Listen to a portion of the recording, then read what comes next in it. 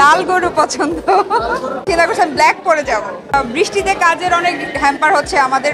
এবারের ঈদটা নিয়ে আমি ভাবছি, টোটালি তো কাজ নিয়ে আমাদের ব্যস্ত থাকা হয়। এবার বৃষ্টিতে কাজের অনেক হ্যাম্পার হচ্ছে আমাদের। বৃষ্টির কারণে আমার বেশ কিছু শিডিউল ক্যান্সেল হয়ে গেছে। হোপফুলি বৃষ্টিটা শেষ হয়ে গেলে আবার কাজে ফিরবো। আর আজকের দিন তো এমনি শুটিং রাখিনি।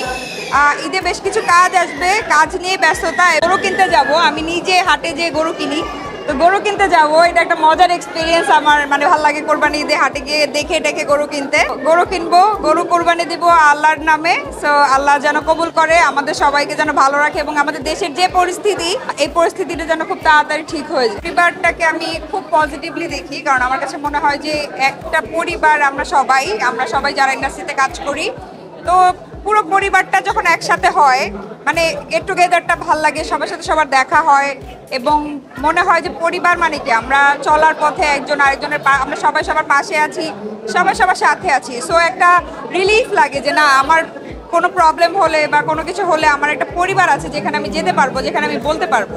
সো আমি আজকে ফার্স্ট টাইম এই প্রোগ্রামটাতে, এরকম একটা প্রোগ্রামে আসলাম এবং এই ফ্যামিলির পার্ট হয়ে আমার খুবই ভালো লাগছে। 2.5 লাখের মধ্যে একটা সুন্দর লাল গরু আই গেস পেয়ে যাবো, এরকমই বাজে। লাল গরু পছন্দ।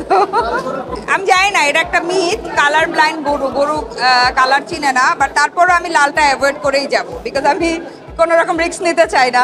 তো এই কারণে আমি চিন্তা করছি আমি ব্ল্যাক পরে যাবো, মানে মোস্টলি আমার ফেভারিট কালার ব্ল্যাক। আমি ব্ল্যাক পরে যাবো যেন গরু চোখেই না দেখে আমাকে।